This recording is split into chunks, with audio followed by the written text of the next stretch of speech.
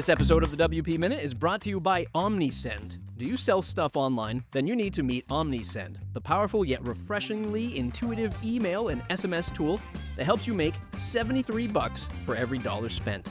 OmniSend is that good and effective. You probably know the struggles of investing in digital ads with no guarantee it'll bring money back into your pocket. Use OmniSend and you won't have to find creative ways to make your audience notice you. You just talk straight to them. Use OmniSend pop-ups to build a contact list, then send campaigns directly to people who already want to hear from you. Automate everything with OmniSend. Just set it up once, sit back, and watch those sales roll in. If this sounds too good to be true, check it out at omnisend.com. Visit omnisend.com. Tell them thanks for sponsoring the WP Minute.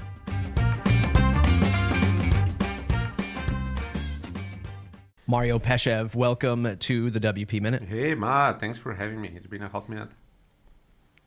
I should have, I say this all the time. If I was an experienced podcaster, I would have looked up our last episode together, which was on the Matt Report. And, let me do that right now. So let me just go search. I haven't had any other Mario, so let me search Mario. Yes. The last time we chatted was 2015. Wait, I do have a 2017 thing from your blog, but it could be a blog mention. Yeah, okay, so 2015. Yeah, just a decade. Yeah. What do you know? That's all. Holy moly. So what have you been up to with Devrix and your agency endeavors? Yeah, living a life, man. Living a life. No, seriously though, I mean, we've been around for 15 years now, give or take. I mean, we're still, most of the team, the vast majority of the team is on site. So we actually started back in the old days as a remote company before it was cool, switched slowly to hybrid 2016, 2017, and decided that it's about time to spark creativity and do some stuff on the kind of whiteboarding, brainstorming type of front on site. Then the pandemic hit and everyone went remote and we said, look, we are trendsetters. We actually decided to move in office. And right now there's the return to office. And we said, it only took 6 years for people to get back to office. So there's that. But seriously though, I mean, it's definitely been a journey. WordPress has gone through all sorts of transformations over the past decade, especially over the past year. I would say there's been a lot going on, but yeah, it's still, even though we've definitely kind of transitioned over the past 5, 6, 7 years into a consultancy model with lots of go-to-market kind of ICP research. We are also a HubSpot partner, SEMrush partner, so lots on the kind of marketing consulting front as well. WordPress is our go-to tech stack, and our largest platforms are running on top of WordPress, so we still consider WordPress being our underlying framework. And I believe that I'm also a contributor in the latest release, but I'm waiting for it to drop. Nice. You're definitely the guy I want to talk to about the impact or the perceived impact of AI in our space. Sort of tongue-in-cheek about the last time we talked, because we did talk when I worked at Pagely, which was selling commercial or enterprise press hosting. Back then, your agency was focused on a lot of media partners, right? So big publishers doing hundreds of thousands, millions of page views a month. Is that still the same sector you found yourself comfortable in, or have you moved to a different niche in your agency? Yeah, I'm probably going to do kind of a rundown of the past 15 years. So starting at around 2010, it was everything that flies, everything that moves. We captured it because it's the beginning of the agency space. Everyone who's just starting out, freelancers, young agencies, they know what I'm talking about. So it was pretty much everything. Over time, we did a lot of consulting work with, including banking and telecom in WordPress, just pretty tough projects that required consulting, and we were a small team of 3-4 people.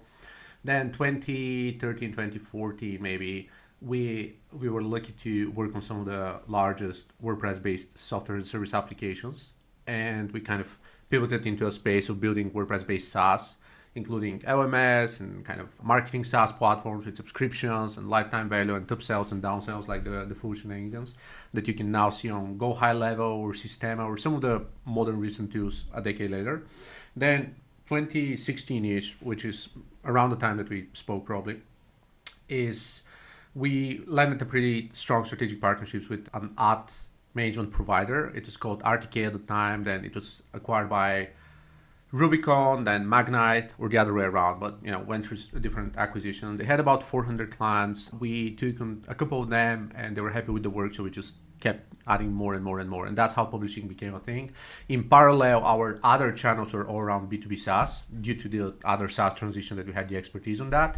So we kept working with those two segments for a while, and we had some others sprinkled here and there, franchise networks and affiliate and some others, but these were two very strong pillars. Then what happened in, I'd say 2021 or so, is like SEO started to pivot into different realms. That was close to the time when OpenAI really started to penetrate the space. Before ChatGPT, we were actually integrating OpenAI, but lots of people already use Jasper for content creation. They started integrating programmatic APIs for creating mass programmatic SEO content. So SEO's volatility started to kind of become a problem. And also B2B SaaS funding also started to become questionable and slightly volatile.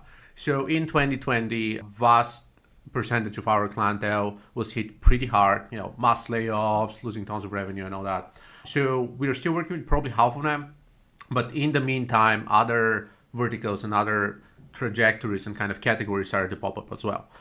So now our portfolio is pretty diverse. Some of the kind of old category of clients have been getting back to us over the past 6 months, but it's definitely been a pretty dry late 2022, end of 2024 period that the core two categories that we counted on for the most part disappeared and were in scarcity mode or shrinking down or trying to pivot into something else. Luckily, because of our marketing expertise, we've been a HubSpot partner since 2016 and SEMrush 2019 or so. We got a bunch of other contracts on the go-to-market space. Like, hey, we're losing all of our channels, losing all of our money, and we are saying, okay, like we have specific playbooks that work for email outreach, personalizing data, like identifying buyer level identity data, and lots of other playbooks that we can quickly launch and set landing pages, do A/B testing effectively, and launch different campaigns pretty much twice a week. So this was kind of what kept us rolling 2022, 2024. And now there's a lot more return to where we were a while back, even though, again, AI has definitely a pretty strong impact on what do customers expect today. Yeah. So it's safe to say that you're not doing like the mom and pop WordPress websites or even like the smaller to medium-sized business that just has a lot of stuff going on, which is, scoping out a project, custom post types, content migration. You're operating at a different level. And if I could, I want to get your opinions on, as someone who has seen a lot, who has done a lot in enterprise, therefore understands enterprise requirements, not just on the development side, but on the delivery side, on the management side of an enterprise customer. If I could, can you compare that to what I see in the page builder world, where folks who operate with even more, air quotes, professional page builder tools like Bricks and even the longstanding Elementor, where do you stand with running an agency or offering agency services to the enterprise, leveraging tools like that? Is it possible? Is it the wrong choice? What's your feeling around that? Because so many people swarm to different solutions as like, okay, Elementor doesn't have this. Let's go over here and move over to this one. Okay, Bricks has this. Now Bricks doesn't have this one. Let's move over to this one. That's the kind of thing that I see at early stage agencies, which I think is detrimental to their, at least maybe short-term success. Like they have to understand like sustainability and scalability and all that stuff. So if you could, it's a big loaded frame, but if you could share your thoughts on that. Yeah, the only thing I'm afraid of is the WP Minute may turn into the WP Week if I have to properly expand on that. But you just need to take a look into that from different perspectives, right? So over the past year, maybe 2 years, we actually have more websites running on Elementor or Bricks or Oxygen or some other existing frameworks. We also have more websites, professional websites coming up that were built with Divi or Astra or some of the other kind of more generic, I would say, themes and team builders.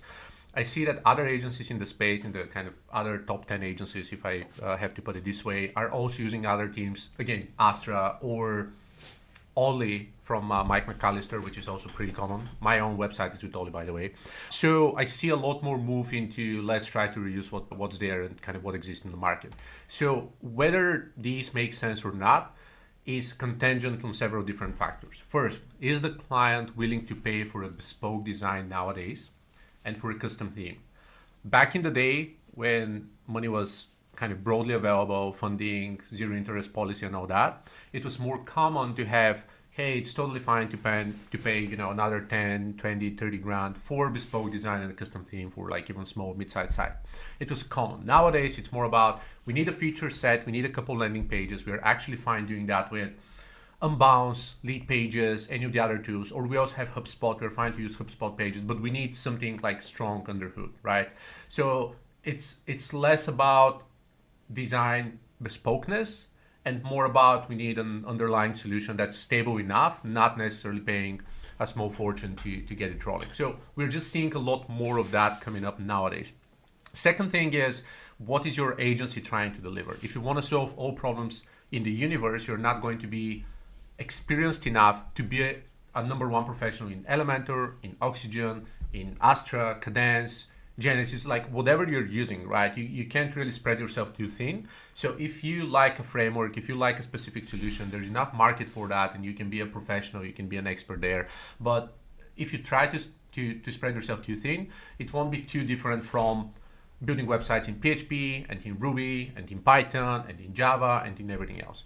So if I have to give a specific piece of advice, is once again figure out what your clientele wants, whether they want a bespoke solution in the first place or whether they're fine with an existing theme and the builder. Second, what do you feel most comfortable with and most confident? Everything has pros and cons. There's no one unique solution, otherwise the other ones wouldn't exist in the first place. So again, we just need to be aware of that. So just use what you like and what you're comfortable with that you can provide and produce a proper solution with. And the third thing is try to figure out whether that's tapping into the type of market that you want to conquer 1 or 2 or 3 or 4 or 5 years ago. Because some of these solutions are not necessarily acceptable in enterprise, others are. There's also the type of enterprise that runs 17 different companies, and the top one is bringing $500 billion in revenue, but then there's several others that are doing 2 to 5 million, and they actually need your solution. And it's totally fine to just build something for the enterprise for the side brands. There's no shame in that. There's enough work in that, and this is what kind of you can serve that population. So that's the non 17-hour explanation of what you asked me to do here. Yeah, appreciate that. No, that's great advice. And what I'm trying to do with this episode, while I have you, because you are a wealth of knowledge and you've had this massive breadth of experience, and you're a guy that, obviously we just said we really haven't talked in many years, but I always watch, the stuff that you're doing. I use you as one of my barometers for like where the market is going. I won't call you a canary in the coal mine because I certainly don't want to see you pass out, but you're the guy that I watch to see like, okay, like what is Mario doing? Like what is him and his team doing? Because you're always sort of at that leading edge, in my opinion. Where that takes me is, you mentioned a few times being a HubSpot partner. For the folks listening who are like, man, I'm struggling to get clients. Where do I get my next client? Or I landed my, luckily I got a referral to this big $30,000 contract. And how do I get more of these types of clients? The importance of multiple channels for your agency, right? Referrals, obviously, marketing, inbound, outbound, channel partners with like HubSpot. How, if you can remember, paint the picture of how you got involved with HubSpot and how one should think about partnering with these, what I'll call like elevated solutions. Like, people using HubSpot have money, versus like, I don't know, maybe MailChimp. I mean, I'm sure there's people that do a lot of revenue using MailChimp, but the average user on MailChimp is probably a mom and pop shop versus a HubSpot. How did you make that connection, and how does that help serve the business? Look, this is a great question, and we signed with HubSpot again back in 2016, and at the time inbound marketing was one of our strongest lead generation channels. But I also want to stress on that I would live and die by the idea of SEO, but SEO has not been the same since September 2023. So it's no longer a priority channel for us, even though we do have SEO contracts. It's at the whim of the SEO algorithm gods, and something that changes overnight with a click of a button and an algorithm change. So I would hardly call it something sustainable. But to the point of HubSpot and also Salesforce and Pipedrive and some of the other professional CRMs out there, over time, what we found out, especially working with different clients, is that larger cohorts of businesses in different categories rely on certain tools and systems, and if you get to know and understand these systems better, you can become a niche expert in a given field. What I just said, like 10 minutes ago or so, is we went through different phases of, we were the WordPress SaaS gurus. Then we went into, publishing, and then B2B SaaS, and then go-to-market consulting for not just WordPress, and going international. We have several of these verticals. I actually have a whiteboard out there, which is experimentation as a service. It's one of our also key packages that we have right now, just iterating and testing new offers every single week. So niching down and kind of turning yourself into a core expert in a market, in a skill set, in a specific vertical, like over 100 million page views per month, or e-commerce doing over 50,000 products or so, or again, a tool like HubSpot, like NetSuite, like again, Salesforce and Pardot, a bunch of different tools. Try to discover and uncover some of these and figure out whether you can deliver them better. I wouldn't give a blanket advice of you need to specialize in HubSpot. Why? On Thursday, I had a call with a partner agency. They said, we take all of our contracts from LinkedIn partnerships, so you can be a LinkedIn partner. Monday, we met another friend who's also taking HubSpot partnerships as kind of the core channel. Yesterday, I had a call with a friend from Meta who said, hey, we have tech solution partners from Meta. There's budget to be allocated and so forth. 2 weeks ago, I had a call with Google, and they said Google's allocating $50 million in funding different startups in like Google Cloud and BigQuery and data packages. So the truth is there are budgets. Also, again, a couple weeks ago, AWS partner saying we've been funding, like AWS is funding Ukraine for like 3 years of like free credits and stuff, but they're paying service partners. So if you're a service partner, you're getting paid, your client isn't paying, and essentially it's a win-win situation. So there are a lot of these buckets, but it really depends on your target audience, who are you serving, and whether they're using whatever you're using. We have a couple of large clients using Oracle's NetSuite, so we specialize there. We have several HubSpot clients, and we are serving HubSpot there. We have, again, meta integrations with WhatsApp and lots of Facebook and tons of Instagram as well. So we're also delivering services there. So if you establish a specific bucket of like several clients within the same niche, could be publishing, specific B2B SaaS, healthcare, fintech, large e-commerce, wholesale, franchising, there are some of these buckets. If you have 3 of these clients, chances are at least 2 are using one specific tool set. Focus on building integrations and features and extensions and learning the APIs and the endpoints and the core features that are needed. And once you get to know them, take it a step further and try to become an integration partner, because this is probably going to open up more work. We probably have 30 different tools and systems that are very important and integral, but they're all market dependent. Unless you already have kind of a case study of 2 or 3 clients that you've done that, it's really hard to push forward. But if you've done the work successfully for 2 or 3 that you managed to land somehow, then it's easier to just use them as a trampoline for the other ones. Yeah. I'm going to ask you a broad question, and hopefully folks listening to this get some real value out of this one, because I think this is one of the most important. I've been talking to a friend of mine who's running an agency and stuff like that, and really trying to and it's just a solo agent. It's just him, right? It's just him, trying to get this thing off the ground. And I'm trying to tell him, like, you have to think at, depending on what his goals are. His goals are to, grow it and become an agency operator, let's say, which is very different than somebody who loves the craft. You know who I'm talking about, like the 2 or 3 person shop. The owner just loves to design or loves to develop or loves to do marketing, and that's all they're thinking about. But they're not thinking about, how do I operate this thing? How do I get out of the work and become the operator of this business? What's your best advice for getting somebody to think in that way, if that's the direction they want to go? Like, no longer will you be developing, no longer will you be designing. You'll take a step back and grow different channels, explore new opportunities. How did you get yourself out of that mindset of like, I'm done optimizing my databases and now I'm building the business? Do you remember that point, or do you have a piece of advice for that? My follow-up question, or rather my contradiction towards what you're saying is it really worth going through that hassle? Or rather, some people are just great consultants and individual contributors, and maybe, indisplaceable assets in even large organizations, and they can be just fine doing whatever they're doing. So I've spoken a lot about entrepreneurship and founding companies. I believe there's a lot of value in that, but I also feel it's oversaturated in the sense of everyone and their mom are building WordPress websites right now. So getting into a vastly competitive space, there's a popular book, Blue Ocean, which is comparing the blue ocean and the red ocean. It's pretty common. But certain spaces are oversaturated, and you turning into that operator means that you're doing completely different things on a day-to-day, right? I had 6 hours of meetings today. I had interviews, I had feedback sessions, I had brainstorming and road mapping sessions, and they have more coming up, right? Like sales calls and like prepping proposals and assessments and lots of other things that are not, I'm going to design the most beautiful website in the world, right? It's a different craft. It's a different skill. So my personal passion is, I care about entrepreneurship, but I care about education. I care about giving back. In order to educate, I need the resources and the know-how to be able to educate with the types of tips that I'm sharing here on that podcast.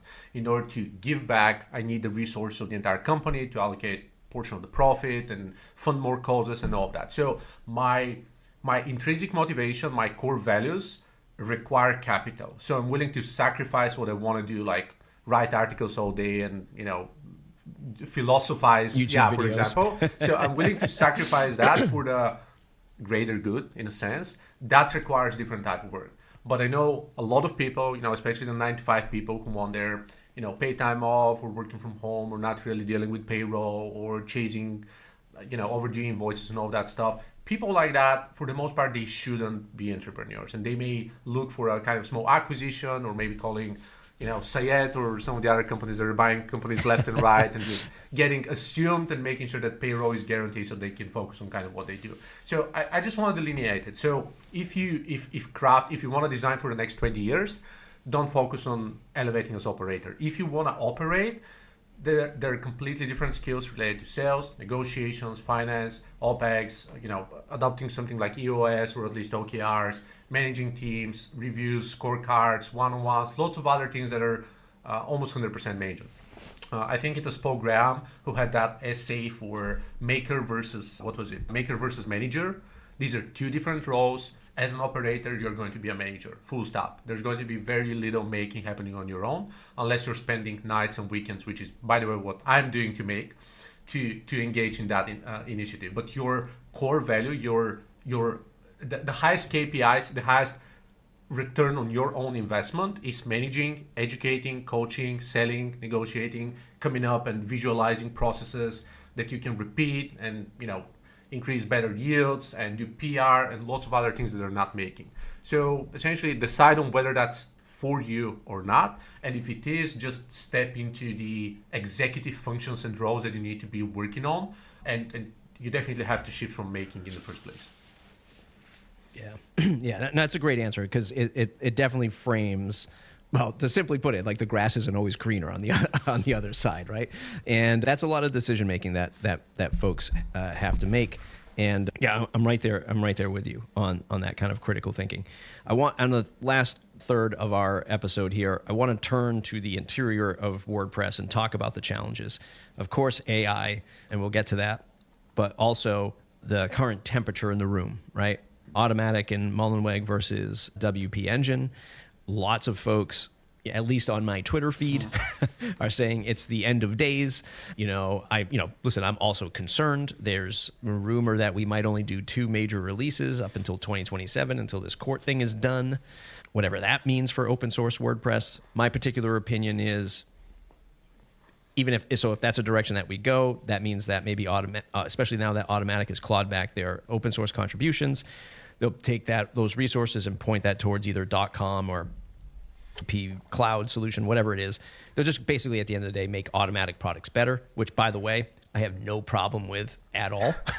Like, I think that should have been happening for quite some time, so that the mothership could have been competing with the Squarespaces, Wix, Webflows of the world, and we could have been doing this open source thing, air quotes, on our own. So 2 particular challenges to boil this down. The temperature of WordPress. Are you seeing your clients saying, oh, that Matt Mullenweg thing, we don't like that, we don't want to use WordPress? And then we'll talk about AI. But temperature in the room, are your clients affected by this? Look, so in Q4 in particular, there was definitely turbulence. I remember several times last minute calls, emergency Sunday night call by actual private equity saying, we're in the process of acquiring a business and we don't know whether we should do that or not.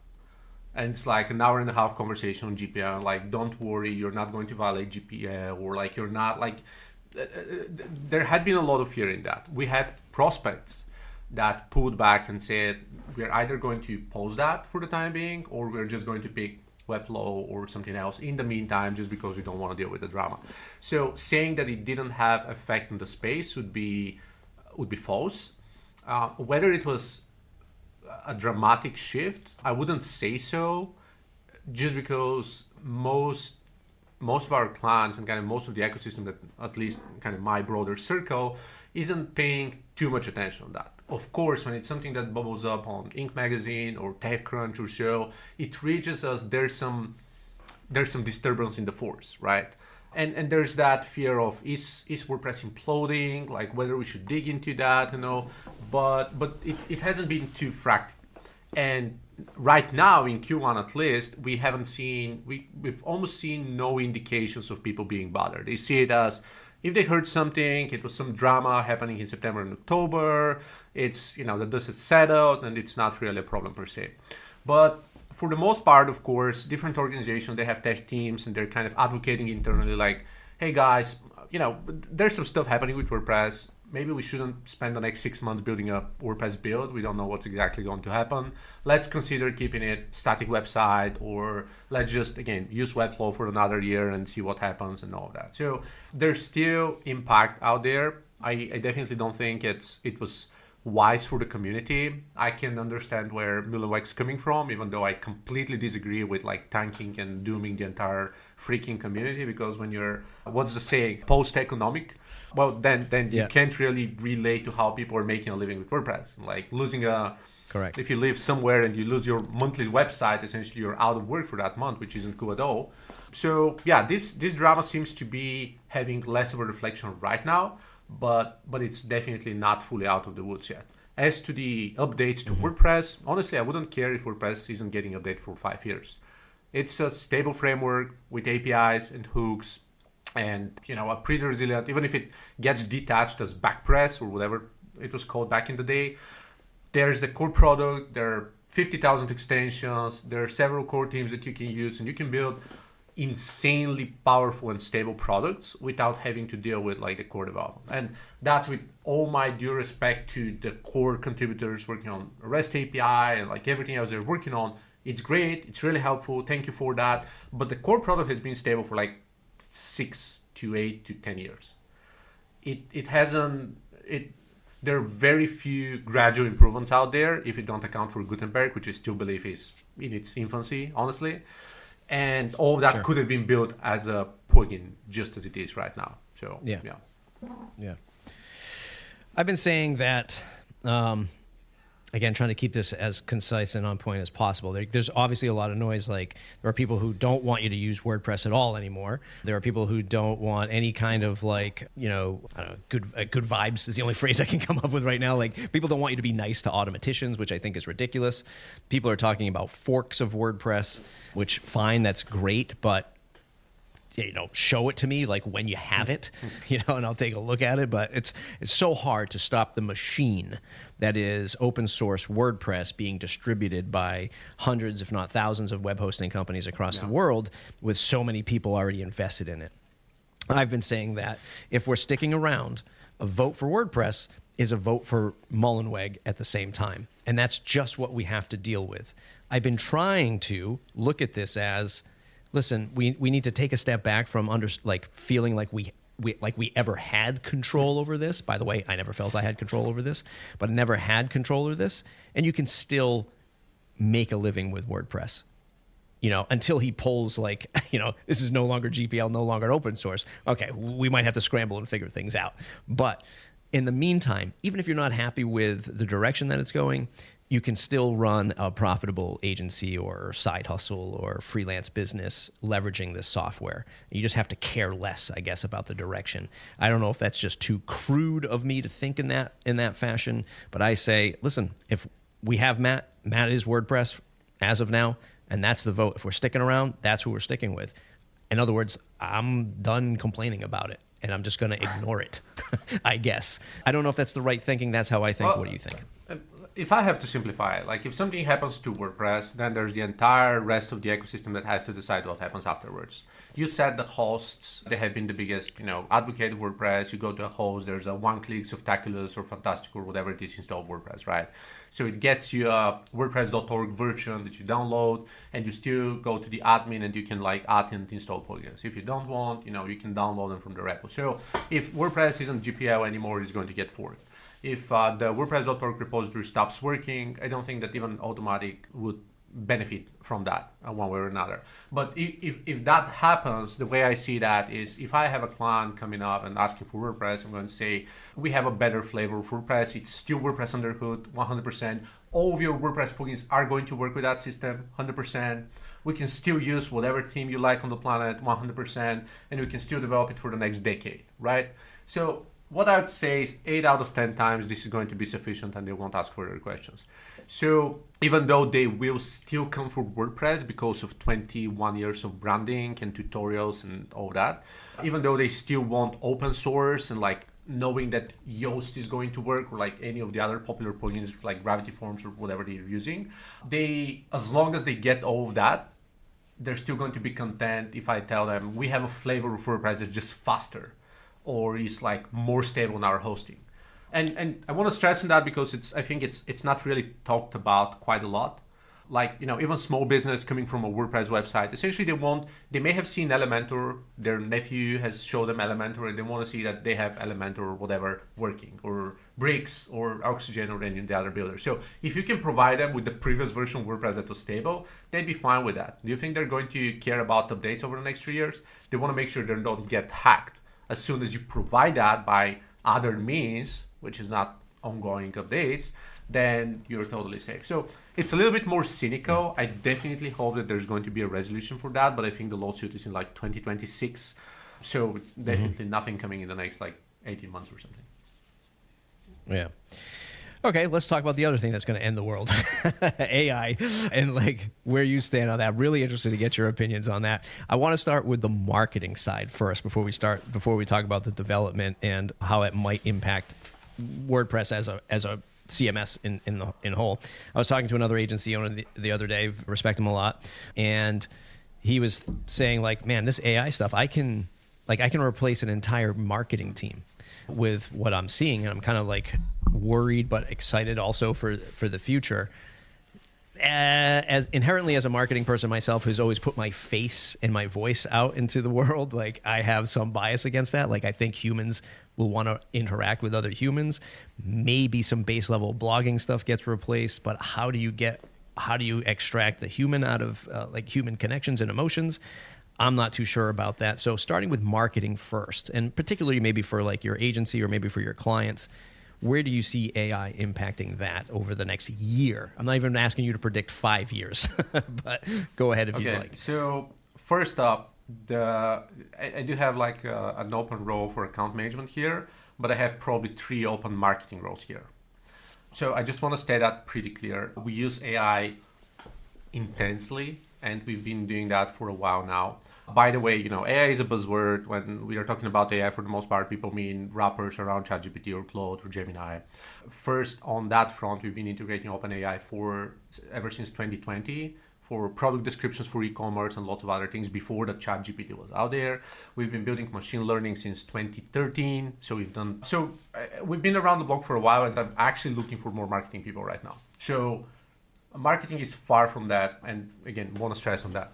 The second thing is, and I talk about that pretty much every week in my newsletter, by the way, because this is kind of one of the topics of the day, Chinese AI models and digital transformation, go-to-market channels, and like is inbound dying, and like all that, because it's pretty volatile, and that's what happens to be the topic of the day, but literally one of my common questions I'm discussing.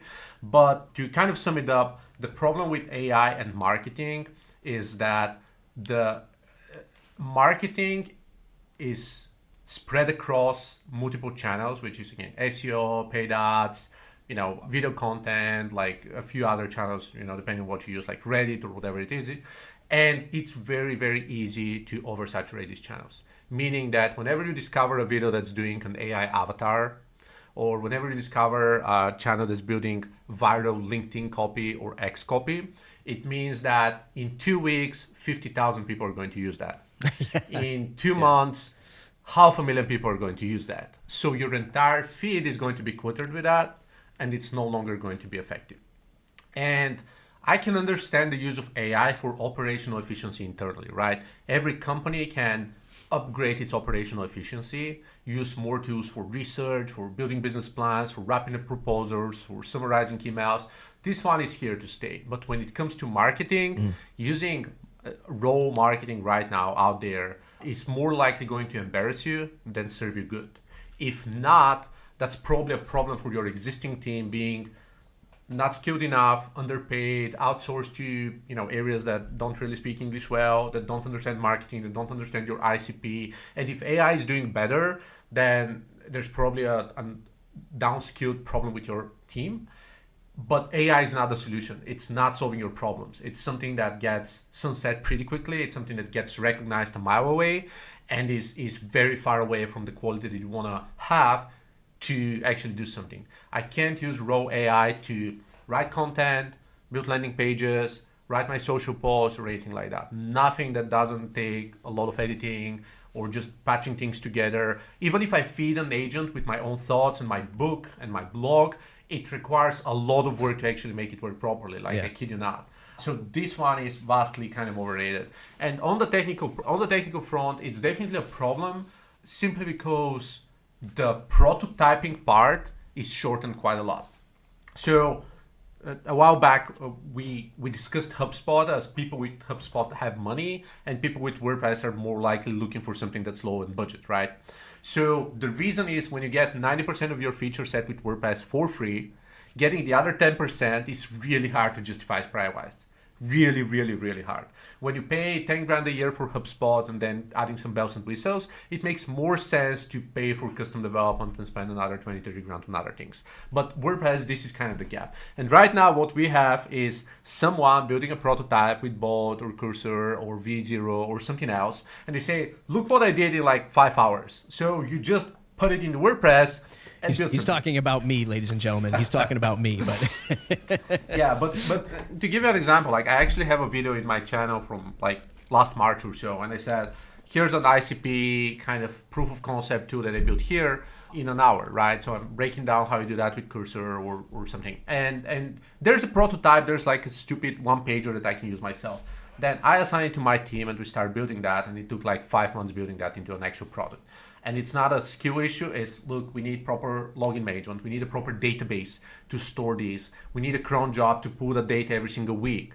We need to enrich with this. We need to scrape LinkedIn. We need to do this. And the actual product has nothing to do with the prototype. It looks similar, but it's a properly fully fledged product. So the problem with AI is clients are building something and they say, look how easy it is to build it myself. And then it's the gap to pay for an actual product that gets lots of discussions nowadays. So this is a bridge we need to start crossing. And this year is going to be about that, setting expectations of this is what you get with Cursor, but it's not a product you can launch out there. It's not a SaaS that you can release out there in the public. It's just going to be a GPT wrapper. You need a lot more value. You need a data mode. You need research. That's the one thing. And the second thing is, due to that, there are over 100 SaaS apps launched on Product Hunt every single day. So go-to-market is just becoming 10x more expensive. So even if you build it, your marketing is going to be 10x more expensive, and AI is not going to cut that. Yeah. On the technical front, I've seen this argument where people say, well, look, and I had a good conversation with my brother who's deeply in the stuff, but more on the finance side, where the argument was, well, now we're going to see just many more individual, $1 million SaaS businesses because of this stuff, individual $1 million SaaS businesses. I have a problem wrapping my arms around that, because if you're saying it's so easy for somebody to spin up $1 million SaaS business, then it's going to be so easy to spin up $1 million SaaS business for everyone, not just a lucky few that can do it. So I have a hard problem wrapping my hands around that, because I just feel like it's either just going to go from $1 million for the first year and then 500,000 the next year, then 250 the third year, because everyone's going to be doing it. Or these big businesses like ChatGPT, Gemini, Claude, Facebook, Microsoft, they're going to just build the tool. They're going to build a solution that does whatever these little stagnant $1 million SaaS businesses are doing, like, in my opinion, through native AI. Not a direct question, but just like a thread of thought that I saw through Twitter feedback. I have a few of these people in my circle. I'm also part of 30 different communities, some of them by very highly esteemed, gurus in entrepreneurship and AI and all that stuff. So I've been reading all that, breaking news, many AI 7-figure businesses and all that. So on the two schools of thought. First, yes, it is possible. And the reason it's possible is not because you're going to build the next cursor. It's because there's still lots of untapped niches that you can now tap into yourself. And I'm talking about DALL-E, and that's a very morbid example, I'm sorry about that. But like a DALL-E integrated AI SaaS tool for funeral homes, right? It's a pretty nasty space. Nobody wants to touch that. But like, imagine providing a tool for them to set up and like do like the casket type of thing with this, right? Horrible example, right? Not a niche that most people want to get into. But like, if you go there, probably it wouldn't be too tempting for others to just disrupt you, right? It's not large enough to make $100 million, and it's not fun enough to be worth disrupting you, right? And there are lots of, especially for traditional work, like plumbers, roofing services, a lot of those traditional services may get small micro AI tools that help and get 1,000 clients paying $100 a month, and there you have it, a 7-figure business. This one is possible, and we're probably going to see more of these niches tapped out there. However, any niche that's cool and is trending and is surprising and has like a vivid active community, especially a community that's online and just tracking the news, is going to be very easy to disrupt, and we're going to see the race to the bottom. Everyone, like a 13 years old teenager, is going to set something up and make it freemium with donations and going to completely wipe out the space. Or a solopreneur with an exit of like $10 million is just going to do it for fun and then going to sell the data in a different way. So it's going to be a different kind of premium model. So a lot of that disruption is going to go because product is no longer a moat. Back in the day, it was because you need money and capital to hire expensive engineers to build something complex, and it's a moat. When product is not a moat, there are different skills and different ways to distribute your budget to go there. Contacts, relationships, going to events, field sales, and a lot of the other buckets that most people are not really caring for. Right now, what we're seeing is AI. Everyone is fighting for a very tiny slice of the pie, which is mostly, by the way, geeks like you and I, who spend a lot of time on social and read these news. But the vast majority of the people, 100% agree. Real estate agents or like just traditional services, hunters, gatherers, and like all the other people who are not even online, they don't care about that. They don't follow the news. They don't go on product hunt, and you need to actually do the footwork to door-to-door sales to make it happen. Yeah. I'm actually holding an in-person AI workshop next week here at my co-working space for small businesses, and it is literally like I have no agenda.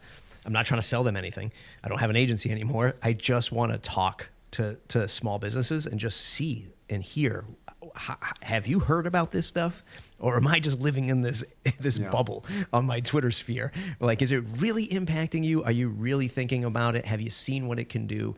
Show off some examples and stuff. But I'm just only 6 months ahead of anybody who just needs to sink their teeth into it and just learn like I'm doing and just start using it. So I think it's very important we, keep our ears and boots on the ground for this kind of stuff because, I think sometimes we're just living in this algo and it's just telling us, what we will want to hear half the time. And Mario, go ahead. Yeah, there's all I was going to say is there's a lot of the brand value is rising, and a lot of the free content and free resources we are seeing that are high quality are going behind walled gardens right now. I want to make it crystal clear.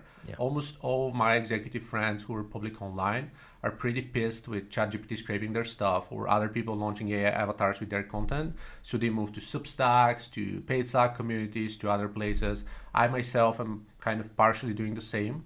And we're going to see that the high quality content is no longer going to be open and available. And we'll see that a lot of the secret sauce of great SaaS is going to be paid, maybe even expensive or invite only, just because of that rapid acceleration of everyone can launch something and the space is crowded and you need a verification batch in what works and what's of value now.